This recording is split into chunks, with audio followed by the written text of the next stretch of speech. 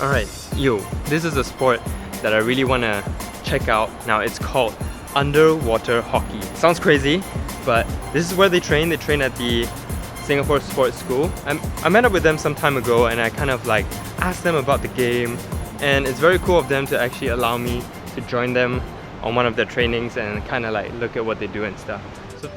So that's them currently having their training. They're about to end. That's when I come in and disturb them for the last little bit of their night. I'm gonna go join them for now with the selfie stick, and then we'll see what we get. You guys go by the color of the stick. Color of the stick. Okay. Normally we go with the color of the cap as well. Okay. I haven't even warmed up or anything, but here goes, I guess.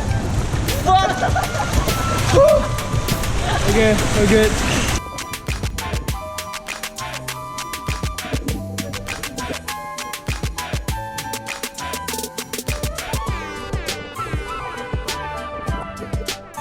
How the game starts is they start from 2 walls. Puck will be in the middle. The goal is to just score the puck against this. Go!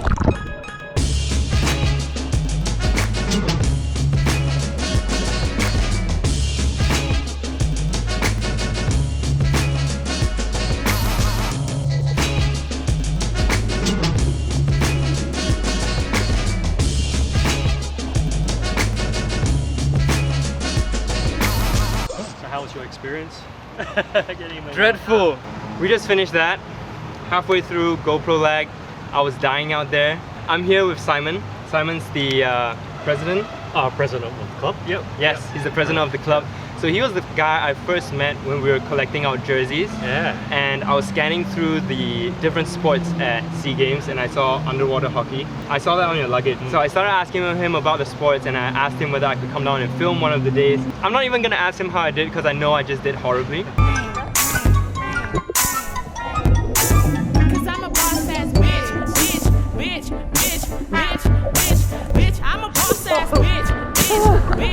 It's super difficult to me. It's much harder than I thought as well because you have to go all the way down to the bottom of the pool. It's not a shallow pool.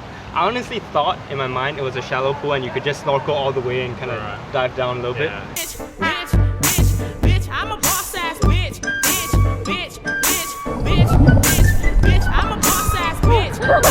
Damn, I don't know how I'm gonna play this game. Anyways, okay, for people who don't know underwater hockey, how would you explain to them the sport?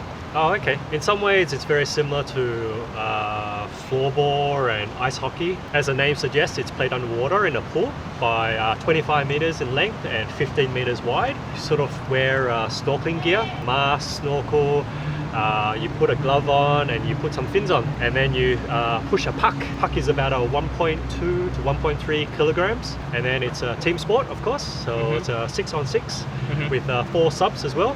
When it goes into strategies, right? Because I've been looking at the games, and if you watch it as a casual viewer, it honestly looks like a bunch of fishes going at it, trying to get food. Yes. But when I was there with them in the water, they were saying things like screen to the left, don't intercept. They're giving out some terms, so I wanted to know like what are the... Unfortunately, we can't communicate underwater, so obviously, so we always have to like have some sort of plan before we go underwater. Sometimes looks like organized chaos. Yeah. But yes, there is strategies and there's actually positioning as well. Generally, the forwards will be doing a lot of the attacking, and the backs will be a bit of defending. But there's no goalkeepers, right? Correct. Just... Exactly. So yes, every player can sort of defend the goal. Obviously, I'm here because SEAGames is coming up.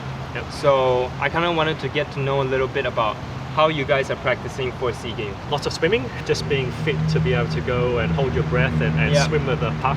My goal is to even hit the puck for like twice. So a lot of breath holding and a lot of swimming. Gym sessions? Absolutely, just to build strength. How often do you guys do that a week?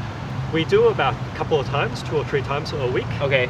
But leading closer towards the SEAGames, we're doing a lot more swimming. Have you guys done scrims versus other countries or stuff like that? Yes, at the start we did. We had some friendlies as well to qualify for the SEAGames as well. So how good are they versus you guys? Like, because I don't know anything about underwater hockey. So where do we stand? Where does Singapore stand right now? Tough question. They're all very, very competitive countries as well. Okay, the camera's off. We fancy our chances, but you know, you never know. So they're the favorites. Let me just translate that. We're the favorites. So PR, man. I go into the games, I'm like, I'm number one. I'm here to win. Yeah, that's basically playing the team side. Maybe it's not the team. Bitch, I'm a boss ass bitch.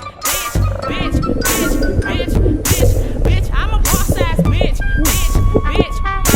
Bitch. When did you first pick up this sport? Because it's very out of the norm. Yep. So when did you first Actually, I picked it it up in 2010. So about 9 years now. Okay. But unfortunately, I mean, well, it's been playing in Australia for a long time and many other countries for about 30 plus years now. So we actually have an Asian underwater championship as well, which runs every 2 years. But So this it is would the have first coincided. time. This is the first time it's in SEAGames, right? Yes. it Okay. is, yeah. So it's kind of like a big deal as well. Oh, definitely. I think all of you guys have full-time jobs outside of this. Yes. This is a Yeah. hobby turned competitive kind of situation, right? That's right. What fuels your passion? Basically, the love of the sport. It's just unique in terms of, you know, it's very three-dimensional. Yeah, and we just love it. So we just keep on playing. So. But you're a very water person, yes?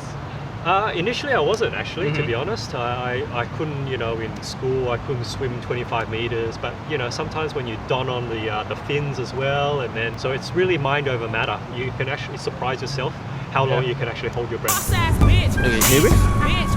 Just relax. Relax. There you go, raise up the legs. What is life even? What's the hardest part about doing this competitively? I think you touched on a few points earlier on, just in terms of getting experience. Unfortunately, it's a very small club at the moment. Having said that, we've got about 60 members at the moment, so you know, with various standards. So the only way we can actually improve ourselves is actually to go out and play in tournaments outside of Asia. Yeah. What I love about this is between myself and a lot of other people is that when we travel, we actually, to get to know the country, we actually go and join one of the clubs and play a club game with them. Oh, that's so cool. And they're so friendly. So I've been to, like, say, Colombia, South Africa, Dubai, and play clubs with them, and then they're so friendly that they'll take you out after the club game and stuff like that, and that's how you immerse with the culture and the people there, and it's just a nice feeling. So you know, imagine Colombia, you know, all scary place and stuff like that, but the people are so friendly. So traveling. So we've been to Japan Sports as well. So brings you together, man. Absolutely. What are we hoping for the sports scene in Singapore, basically, in years to come? A bit more awareness, I guess, of underwater hockey within within the country. You know, we do have plans to maybe share it, you know, with amongst schools as well. Is it here in Singapore Sports School already? No, not yet. Not yet. But there are plans that we're trying to develop as well. Especially so that's with a long-term SEAGames, right? plans It's for like us. it's a good kind of platform to. Absolutely. I get definitely. But I agree, because it's so difficult to get to know and get good at the sport when it's such a difficult sport, because it's not out there for everyone to try. See, if it were like at community centers, if it were out in schools, and they could like try it every once in a while, like underwater hockey, maybe start with a more shallow pool.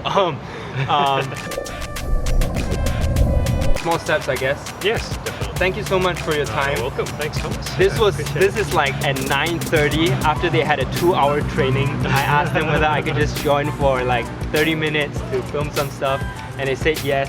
And even though I embarrassed myself, but I still have fun in this chit chat session, and you know, just getting to know some of the peeps. I think that's been amazing, and hopefully I do them justice with this video. So no, appreciate it. Thank you, Thomas, for coming down and sharing underwater hockey. Of course, to the community. anytime. Well, Absolutely. it's at Woodlands, so probably not anytime, but when I'm free, Or Queenstown, yes. or Queenstown as well. Or Queenstown, yes. The club is at Queenstown, so it's much more accessible even for me. So if you guys are interested in the sport, do check them out. How can they find that? Just Google Sterling underwater hockey in Singapore. Okay. And then you'll find us on our I'll page. include that somewhere. Yeah. Great, thank you. And about 50-50 in terms of guys to girls ratio. So don't be frightened, you know, it's pretty equal opportunity, pretty much. Yeah, once you're in the water, you know, it's all fair and square. even people like me, we can join. Oh, please do. Because he saw how bad I was out there, but definitely. Definitely do. Okay, alright, with that, that's it. Okay, take it easy guys. I hope you guys enjoyed this one, and I'll see you guys in the next vlog. Bye-bye.